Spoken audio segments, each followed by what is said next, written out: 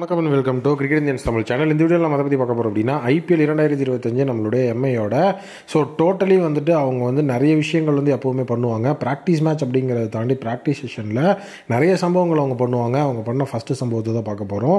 First அவங்க பண்ணது என்ன அப்படின்னா நோ லுக் ஷாட்டோட அந்த ஒரு மிகப்பெரிய ப்ராக்டிஸு. யாருக்கு அப்படின்னா ராபின் மின்ஸ், பீவான் ஜேக்கப்ஸ், அதுக்கப்புறம் பார்த்தீங்க அப்படின்னா நமந்தீர், இவங்க 3 பேர்த்துக்கு தான் அந்த நோ லுக் ஷாட் அப்படிங்கிற அந்த ஒரு ப்ராக்டிஸை கொடுத்துருக்காங்க. அதில் ராபின் மின்ஸை தான் ரொம்ப ஹைலைட் பண்ணி அவங்க காமிச்சிருந்தாங்க. ராபின் மின்ஸ்க்கு அடுத்தபடியாக பார்த்தீங்கன்னா பீவான் ஜேக்கப்ஸ், அதுக்கப்புறம் நமந்தீர். நமந்தீரை ஜஸ்ட் ஒரு ஃபோட்டோ நோ லுக் ஷாட் அப்படிங்கிற மாதிரி போட்டு முடிச்சிட்டாங்க. வீடியோ அப்படிங்கிறது பீவான் ஜேக்கப்ஸ், அதுக்கப்புறம் நம்மளுடைய ராபின் மின்ஸ்க்கு வந்திருந்தது. அதில் நம்மளுடைய பீவான் ஜேக்கப்ஸ் பார்த்தீங்க அப்படின்னா அவுட் ஆஃப் த ஸ்டேடியம் ஒரு 6 எல்லாம் அடித்து மாஸ் காட்டியிருந்தார். டோட்டலி அது ஒரு 6 ஹிட்டிங் சேலஞ்ச் மாதிரியுமே இருந்தது. 2 பேருமே பார்த்தீங்க அப்படின்னா அதிரடியாக பாலை ஃபேஸ் பண்ணி டோட்டலி டிஸ்பேட்ச் பண்ணணும் அப்படிங்கிற மாதிரி ஒரு விஷயம் தான் அந்த இடத்துல கொடுக்கப்பட்டிருந்தது. காரணம் என்ன அப்படின்னா அந்த ஃபினிஷர் அப்படிங்கிற அந்த ரோலில் பார்த்தீங்கன்னா ஒரு ஓவர்சீஸ், அதுக்கப்புறம் பார்த்தீங்கன்னா ஒரு இந்தியன் ஆப்ஷனாக தான் இவங்க 2 பேர் இருக்கிறாங்க. பீவான் ஜேக்கப்ஸ் டீசெண்டாக டொமஸ்டிக் டோர்னமெண்ட்லாம் நல்ல பர்ஃபார்மன்ஸை தான் கொடுத்துட்ருக்காரு. ராபின் மின்ஸும் பார்த்தீங்க அப்படின்னா இந்தியன் சைடில் இருக்கிற டொமஸ்டிக் டோர்னமெண்ட்ஸில் ஒரு டீசெண்டான அவுட்டிங் அப்படிங்கிறது இருந்தது. இப்போ டிஒய் பட்டேல் டோர்னமெண்ட்டில் ராபின் மின்ஸை திலக் வர்மா கேப்டன்சி பண்ண டீமில் தான் அவர் ஆடி இருந்தது. அதனால் திலக் வர்மா ராபின் மின்ஸை ஓப்பனிங் பேட்ஸ்மேனாலாம் இறக்கி அந்த இடத்துல அவர் என்ன மாதிரியான பெர்ஃபார்மன்ஸை கொடுக்குறாரு அப்படிங்கிறதெல்லாம் பார்த்துட்டு இருந்தார். டோட்டலி இப்போ நம்மளுடைய மும்பை இந்தியன் சைடில் இந்த நமந்தீர், அதுக்கப்புறம் ராபின் மின்ஸ், பீவான் ஜேக்கப்ஸ்லாம் எப்படி ஏதாவது ஒரு இடத்துல உள்ளே இருப்பாங்க. ராபின் மின்ஸ் விக்கெட் கீப்பிங் அப்படிங்கிற ஆட் ஆன் அவருக்கு இருக்குது. அதனால் அவர் அந்த அட்வான்டேஜோடு இருப்பார்.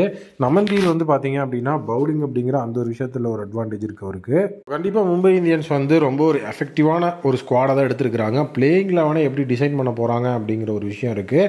அதுலேயும் ஃபஸ்ட்டு மேட்சே பார்த்தீங்க அப்படின்னா சிஎஸ்கே கூட இருக்கிறதுனால ப்ராக்டிஸ் ரொம்ப முக்கியம். எதனால அப்படின்னா இப்போ ஜஸ்பிரித் பும்ரா எப்படி அவைலபிளாக இருக்க போகிறாரு அப்படிங்கிறது சுத்தமாக நமக்கு தெரியல.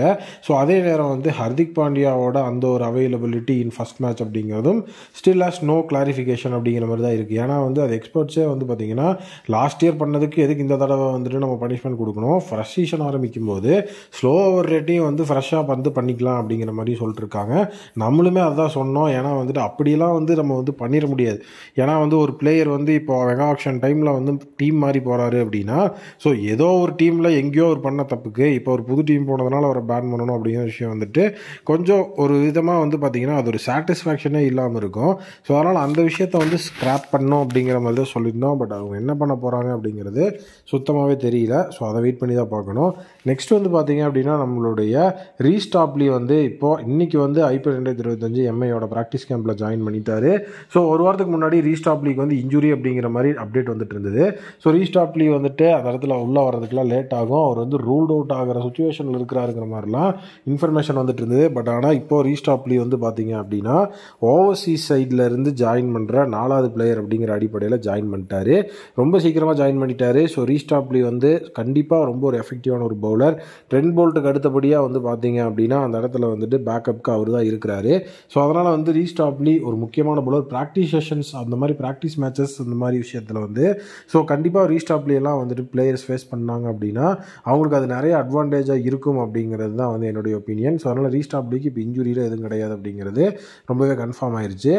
நெக்ஸ்ட் அப்டேட் பார்த்தீங்க அப்படின்னா ஹர்திக் பாண்டியாவோட ஜாயினிங் அப்டேட்டு. ஹர்திக் பாண்டியாவும் பார்த்தீங்கன்னா நம்மளுடைய டீம் மும்பை இந்தியன்ஸோட ஜாயின் பண்ணிட்டாரு. அதே நேரம் ஹர்திக் பாண்டியாவோட அந்த டீம் மீட்டிங் அப்படிங்கிற ஒரு ஷெட்யூலை கேட்டிருக்கிறாங்க. டோட்டலி டீம் மெம்பர்ஸ் எல்லாரையும் உட்கார வச்சு நம்ம பேசணும் அப்படிங்கிற மாதிரி அந்த இடத்துல ஒரு விஷயம் போயிருக்கு. மகிலா ஜெயவர்தனே அதை சொல்லியிருக்கிறாரு.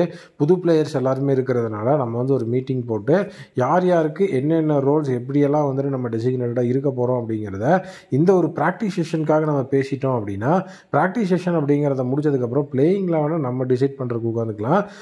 நம்மளுடைய பிளேயர்ஸ்க்கு ஒரு மோட்டிவேஷனாக இருக்கிற மாதிரி ஒரு கேப்டனோட பெப்டாக் அப்படிங்கிறது கண்டிப்பாக வேணும் அப்படிங்கிற மாதிரி கேட்டிருக்கிறாரு. அதுக்கு ஹர்திக் பாண்டியா ஓகே சொல்லியிருக்கிறார். கண்டிப்பாக அந்த இடத்துல மார்ச் 16 இந்த மாதிரி டைமில் பார்த்தீங்கன்னா இந்த விஷயம் ரெடி ஆகும் அப்படிங்கிற மாதிரி தெரியுது.